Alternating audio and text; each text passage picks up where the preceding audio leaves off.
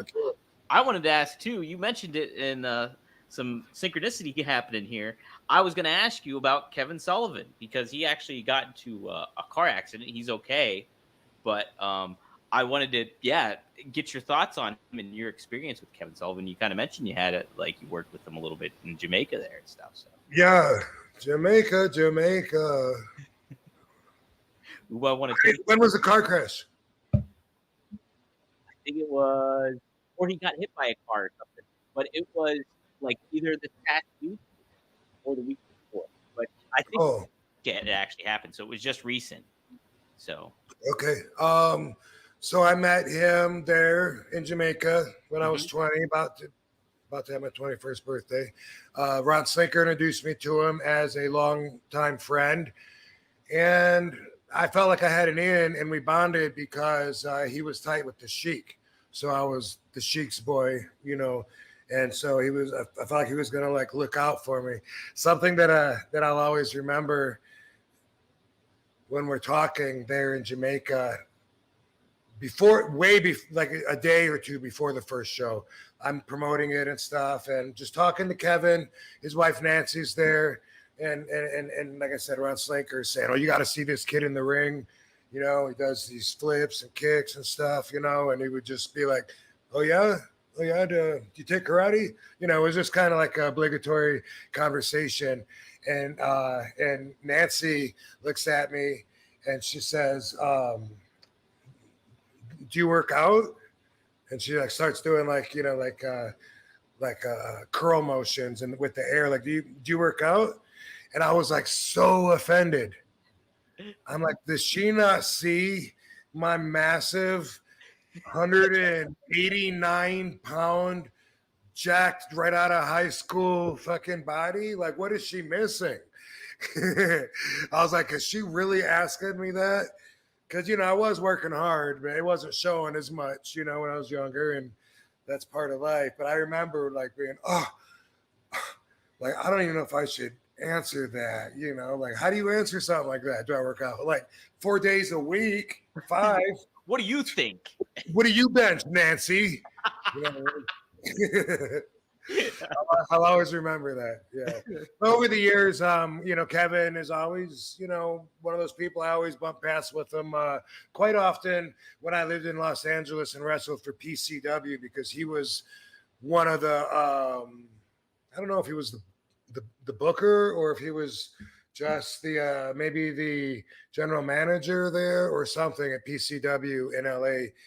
But I would always see him there, and I just saw him somewhere very recently.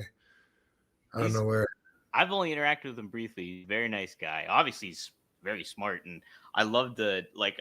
Obviously, this is long after the fact when I was a fan or before was like the whole his satanic panic kind of gimmick he had, and that fucking varsity club stuff with Rick Steiner and all that. Just really, really cool cult like stuff. Really, a big fan of that stuff. Yeah. So part B to my other story, Mark Starr, when he did that, and then him and Jimmy gave me shit, in Jamaica, and you're never going to make it in this business, you fucking pansy, whatever, you don't know what the fuck you're doing. They broke me down. Wow. And yeah, I'm, like I said, I'm 20 years old, just been wrestling, maybe 2 years, not full time or anything, match a month or something. But anyway, I remember at nighttime wanting to get away and isolate and wanting to find my center of balance because I was so stressed out. So I was like, fuck, what am I doing? I should have went to college. It was like that kind of,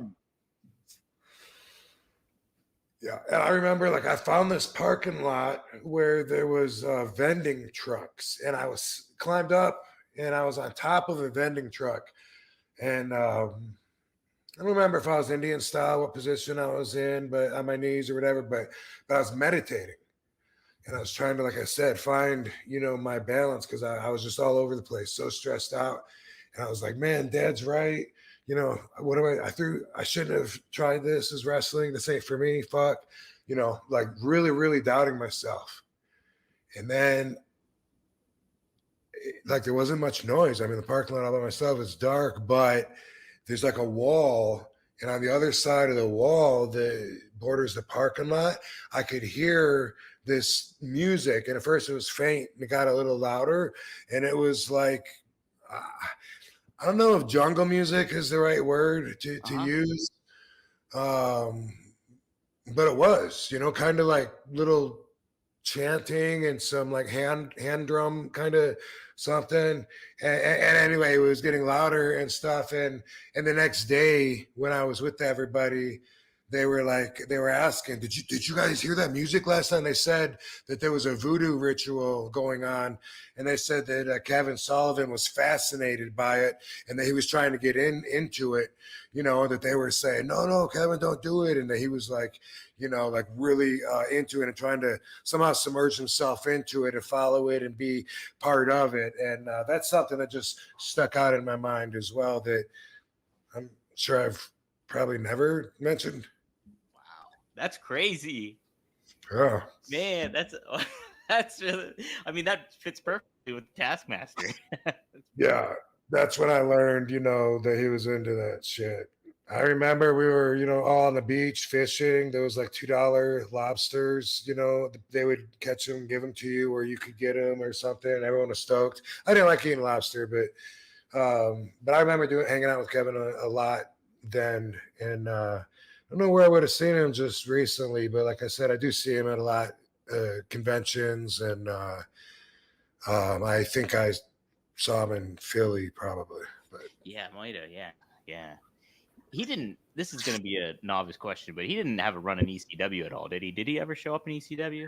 I feel like he did. I think, but I wasn't there, and I don't know if it was a run or just an appearance. Yeah. I'm not 100% sure about that, but I think that he did.